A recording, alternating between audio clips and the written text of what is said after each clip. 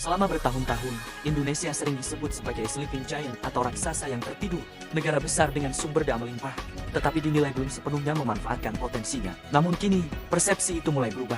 Melalui pembangunan Ibu Kota Nusantara atau IKN, Indonesia sedang menjalankan salah satu proyek pembangunan paling ambisius di dunia saat ini.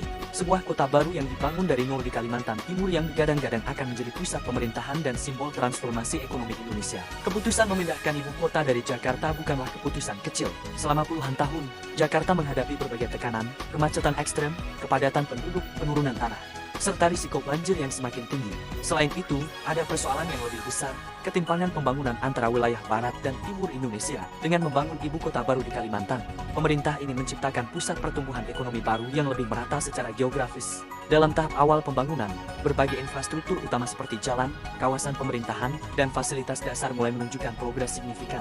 Proyek sebesar ini tentu tidak hanya menjadi perhatian dalam negeri. Negara-negara di kawasan Asia Tenggara juga mengamati perkembangan IKN dengan cukup serius.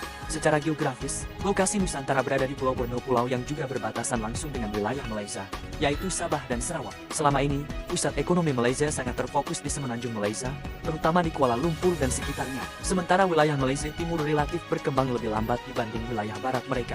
Dengan hadirnya IKN di sisi selatan Pulau Borneo, sebagian analis melihat kemungkinan munculnya poros pertumbuhan ekonomi baru di pulau tersebut. Kota baru biasanya bukan sekadar pusat pemerintahan. Jika dirancang dengan baik, kota tersebut dapat menjadi magnet investasi dan pusat aktivitas ekonomi baru.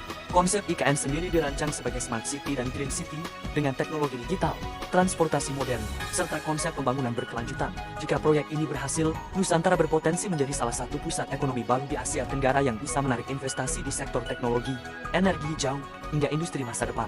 Dalam konteks regional, hal ini dapat memperkuat posisi Indonesia sebagai salah satu kekuatan ekonomi terbesar di kawasan.